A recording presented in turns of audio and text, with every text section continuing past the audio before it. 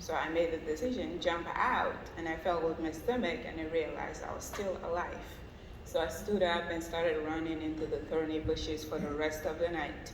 In the morning, we found help. I ran into two other Chibok girls who jumped out, and a farmer was going to the farm, and we asked for help, so he took us on the back of his motorcycle and drove us back home.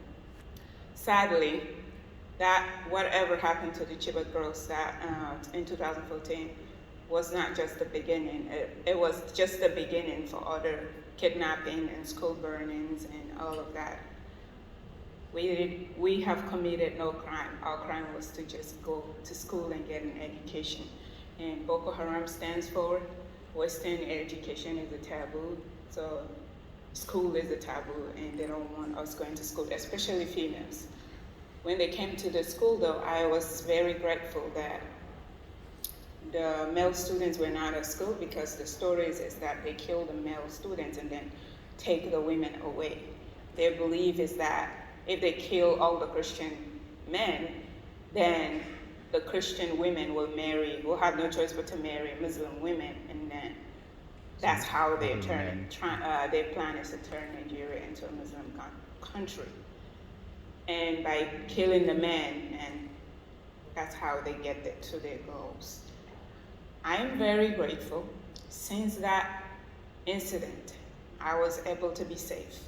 I came back home, running back home to my family, but a lot of girls were not able to do that. And up to this day, 112 girls are still missing from that night.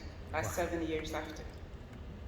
Sadly, there are a lot like Leah Sharibu and others who were kidnapped after the incident, and they're still missing.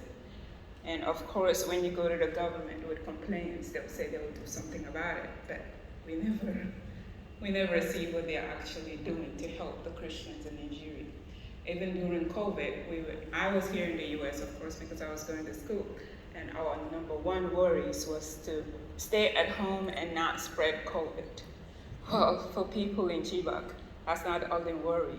It's that a lot more Christians tend to stay at home because the economy is closed, and they have to stay at home to avoid spreading the COVID. But that means more danger to them because they are at home, and the Boko Haram or Islamic group can come in and kill them at their own comfort zones.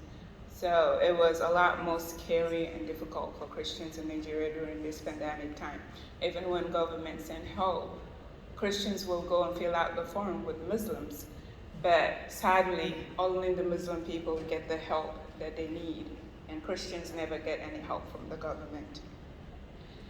It's sad, but this is our life in Nigeria, and if you have the power, I wish I had the power to bring back the 112 girls and a lot more people who are still missing, but I do not have the power. And if you do have the power, you can pray for Nigeria, or if you do have the power to write to the government or ask for help or whatever it is that you're able to do will be great. Thank you so much for listening to my story, and I really appreciate it. This is really